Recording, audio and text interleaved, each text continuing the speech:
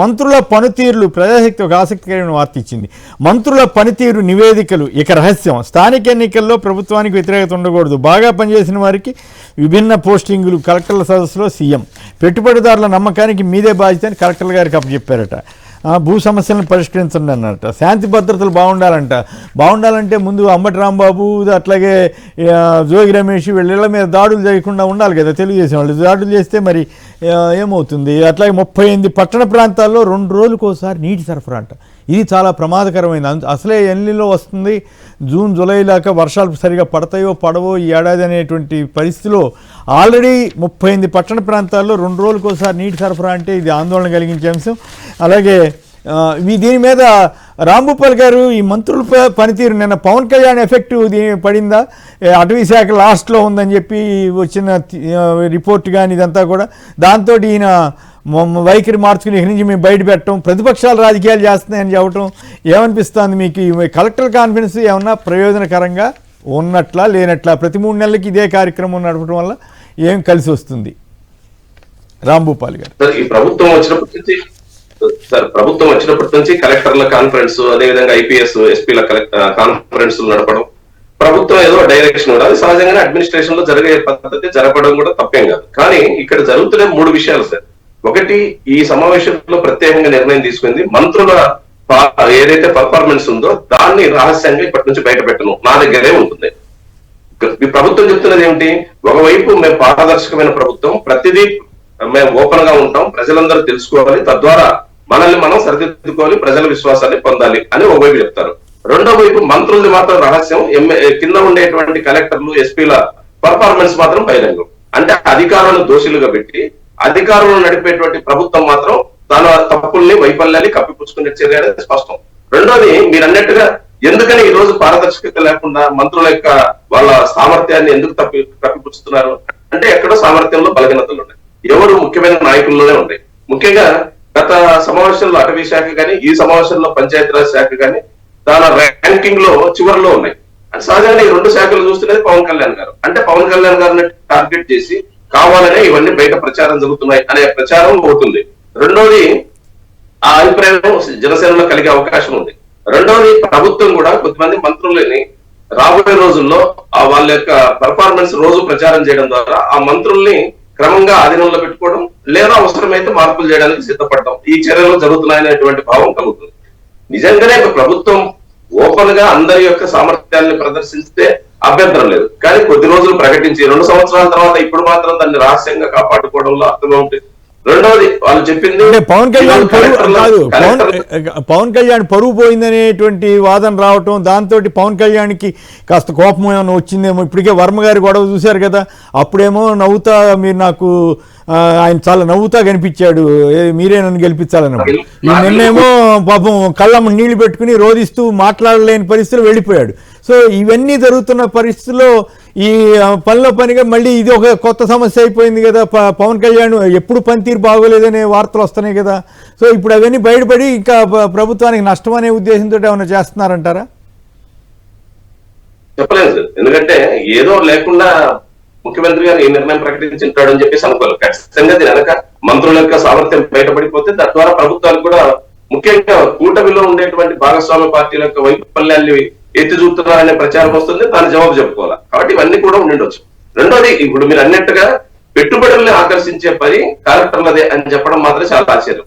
ఎందుకంటే ఈ ప్రభుత్వ అధికారంలో వచ్చిన పెట్టుబడులను ఆకర్షించడానికే ఎక్కడెక్కడో సదస్సులు నడిపినారు, విదేశాల పర్యటనలు చేసినారు. ఒక దేశానికి కాదు, తండ్రి కొడుకులు కలిసి చాలా దేశాల్లో పర్యటించినారు. వివిధ మంత్రులు కూడా పర్యటనలు జరుపుతున్నారు. రోజు లక్షల కోట్ల రూపాయల పెట్టుబడులు, లక్షల ఉద్యోగాలు వస్తున్నాయని ప్రకటనలు ఇస్తున్నారు. కానీ ఇప్పుడు మాత్రం బాధ్యత కలెక్టర్లు అంటున్నారు. అంటే కలెక్టర్లు ఏం చేయాలి? విదేశాలకు పోయి పెట్టుబడులు ఆకర్షించలేరు, ప్రైవేట్ కంపెనీలతో ఒప్పందాలు చేసుకోలేరు. వాళ్ళు చేయగలిగేది ఏంటి? ప్రభుత్వం ఎవరికైతే భూములు ఇవ్వమంటే ఆ భూముల్ని బలవంతంగా సేకరించి, అవసరమైతే ఆ భూముల్ని సేకరించడానికి కావాల్సిన ఫోర్స్ను ఉపయోగించి భూములు ఇస్తారు. భూములు ఇచ్చేంత వరకు వాళ్ళు చేయగలరు. కానీ భూముల్లో పెట్టుబడులు పెట్టాల్సిన బాధ్యత ప్రైవేట్ పెట్టుబడులు. ఆ పెట్టుబడులు రావాలంటే ముఖ్యమంత్రి గారు అన్నట్టుగా రాష్ట్రంలో శాంతి భద్రతలు ఉండాలా, తద్వారా ప్రజల కొనుగోలు కూడా పెరగాల. కానీ శాంతి భద్రతలో ఒక పక్క విఘాతం కలుగుతూ రెండో పక్క ప్రజల కొనుగోలు పెంచకుండా ఏ పెట్టుబడులు మాత్రం వస్తాయి? కలెక్టర్లు ఎన్ని ఏర్పాట్లు చేస్తే మాత్రం రోడ్లు వేసినా, విద్యుత్ సౌకర్యం కల్పించినా, వాటర్ ఫెసిలిటీ కల్పించినా లేదా అక్కడ కావలసిన భూములను విస్తారంగా సేకరించిన పెట్టుబడులు రావాలంటే ఈ ఆంధ్ర రాష్ట్రంలో ప్రజల కొనుగోలు, భారతదేశంలో ప్రజల కొనుగోలు పెరగకుండా సాధ్యం కాదు. దానితో పాటుగా శాంతి భద్రతల్ని కాపాడడం కూడా ముఖ్యమైనది. కానీ ఈరోజు చూస్తున్నాం, ఎక్కడ ఏ గొంతు పెగలించి మాట్లాడినా అప్పలరాజుతో సహా ఎవరిని మాట్లాడితే రైతులు తీసుకుని పీడీ యాక్ట్ కింద పెడుతుంటే ఏ గొంతులు మాట్లాడతాయి, ఏ రకంగా ఇక్కడ అభివృద్ధి జరుగుతుంది. కాబట్టి సహజంగానే అభివృద్ధికి బాధ్యత ముఖ్యమంత్రి గారు, ప్రభుత్వాన్ని బాధ్యత. అయితే ఇంట్రెస్టింగ్ విషయం ఏంటంటే ఏపీలో దిక్కుమాలిన మంత్రులు, ఎమ్మెల్యేలని సొంత పార్టీ అంటే సొంత పార్టీపై టీడీపీ సీనియర్ నేత ఎన్బి సుధాకర్ రెడ్డి అన్న ఆయన ఆగ్రహం వ్యక్తం చేశారట. ప్రజాప్రతినిధులు అవినీతి పరులైతే మేమేం చేయాలి, మేమేం కావాలని కూడా ఆయన ప్రశ్నించారు. మరోవైపు ఏమో జనసేన మాజీ నేత అమరావతిలో పర్యావరణ విధ్వంసాన్ని బొలిశెట్టి సత్యనారాయణ గారు 84% సాగు పర్యావరణ భూముల్ని ఈ రకంగా దుర్వినియోగం చేస్తారని ఆయన ప్రశ్నిస్తున్నారు. చంద్రబాబు పాలన అట్టర్ ఫ్లాప్ అని చెప్పి టీడీపీ బీసీసీఎల్ అధ్యక్షుడు బాలకృష్ణ యాదవ్ గారంట. ఆయన అట్టర్ ఫ్లాప్ అని ఆయన చెబుతున్నాడు, బీసీలకు ఇచ్చిన హామీలు నెరవేర్చలేదని చెప్పి. ఇంకోవైపు TDP MLA Tiruvuru TDP MLA Kolikapudi Srinivasarao గారు టీడీపీ నాయకులు చెప్పిన వారికే గోని సంచులు ఇస్తారా అంటూ మండిపడ్డారు. చివరికి గోని సంచుల కోసం కూడా రైతులు రోడ్డు మీదకి రావాల్సి వస్తూ ఉంది.